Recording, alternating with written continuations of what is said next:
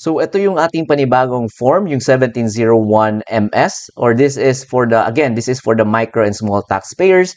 So if yung annual gross sales ninyo is below 20 million, applicable to sa inyo. So in most cases, I assume na most of us dito na bebelong sa micro and small taxpayers.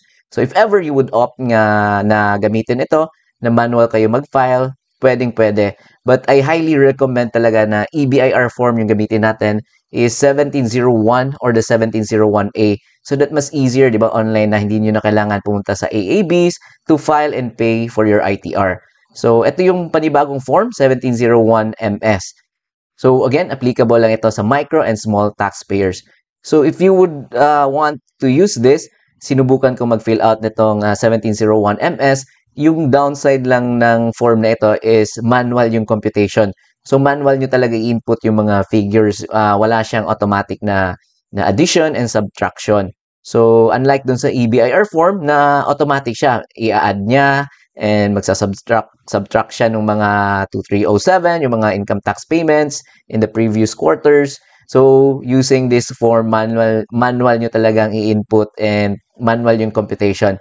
So yun lang yung downside nito, but the good thing is yung form na ito, actually easy to use yung form na ito, editable siya, madali siyang i-edit, i-click nyo lang yung mga boxes and then with your keyboard, pwede nyo nang i-input yung mga figures na kailangan. So madali lang siya, friendly siya when it comes yung sa pag-edit nito.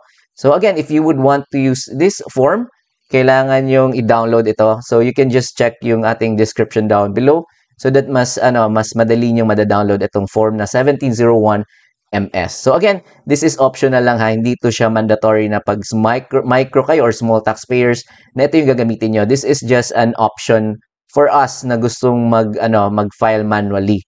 So if hindi naman EBIR form, yung 1701 and 1701A yung gagamitin natin.